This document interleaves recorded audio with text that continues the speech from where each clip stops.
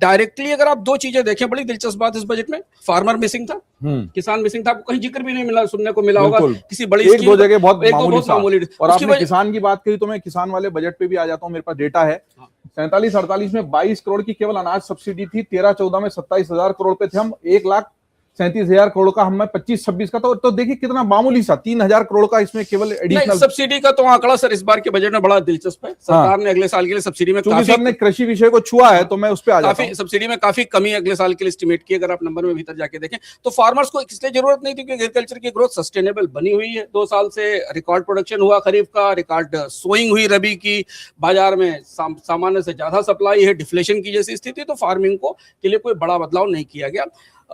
Employment को सरकार पिछली बार डायरेक्टली एड्रेस करती थी, नई स्कीम है, अप्रेंटिसशिप स्कीम, उन सब का जिक्र आपको बजट में नहीं मिला। इंटर्नशिप देंगे 1 करोड़ लोगों को और 20 लाख करोड़, वो सारी स्कीमें के नतीजे हम लोग अपने स्तर पे एनालिसिस करते हैं, उसके नतीजे सरकार के लिए बहुत मिले जुले रहे। तो इस बार जो फोकस किया गया एम्प्लॉयमेंट पे वो मेनली एसएमईज के लिए 10,000 करोड़ का नया फंड बना के किया गया, और एक दो जो अलग अलग सेक्टर्स को, टेक्सटाइल को जो इनडायरेक्ट सपोर्ट दिया गया उसकी कोशिश की गई। तो इस हिसाब से अगर आप देखें तो ये बजट दरअसल उन लोगों के लिए, कॉमन लोगों के मतलब का नहीं है। अंदर इसमें बहुत कुछ है, अंदर है इंडस्ट्री के लिए, अंदर है इन्वेस्टर्स के लिए। इसीलिए स्टॉक मार्केट, अच्छा स्टॉक मार्केट का क्यों गिरा? क्योंकि स्टॉक मार्केट को एसटीटी का झटका लगा। सरकार बजट के लास्ट में वित्त मंत्री ने फ्यूचर और ऑप्शंस पर सिक्योरिटी ट्रांजैक्शन टैक्स बढ़ा दिया, बहुत ही एक लाइन का बढ़ाया 10,000 करोड़ के आसपास का रेवेन्यू था, और 10,000 करोड़ का रेवेन्यू आज मार्केट में लोगों को 30-40,000 करोड़ रुपए का चूना लगा गया उतनी ही देर के अंदर। 0.2 से कुछ 0.6 किया ना सर, काफी 60% बढ़ोतरी है, क्योंकि फ्यूचर ऑप्शंस में तो बहुत कम लगता है ना, 0.125%। उसका सीधा असर बाजार में हुआ, बाजार एकदम वी शेप से नीचे गया। उसकी वजह यह है कि फ्यूचर ऑप्शंस में जो हाई फ्रीक्वेंसी ट्रेडर्स हैं उनको नुकसान होता है। बीएसई का स्टॉक जो कि एक्सचेंज ट्रेडर है वो तेजी से गिरा, वो 2300 के करीब। हाँ, जितने और भी ब्रोकरेज स्टॉक्स हैं उनमें गिरावट हुई, बट ये बुरा नहीं है।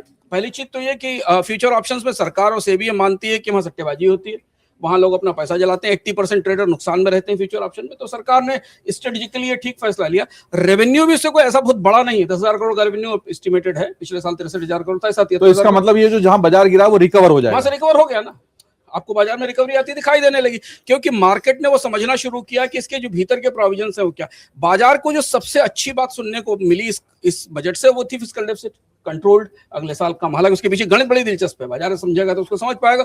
और दूसरा, सरकार ने कोई बड़ी कटौती नहीं की एक्सपेंडिचर में, पिछले साल की तुलना में एक्सपेंडिचर कैपेक्स को बढ़ा दिया। वो बढ़ोतरी अब कम से कम जीडीपी के 3.9% के आसपास है।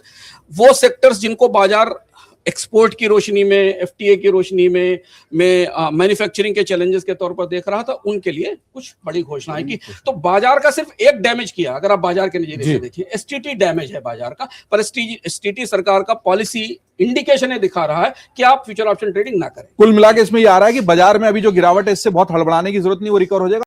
अगर आप ये वीडियो YouTube पर देख रहे हैं तो हमारे चैनल को सब्सक्राइब कर बेल आइकन दबाएं, और Facebook पर देख रहे हैं तो हमारे पेज को लाइक करें।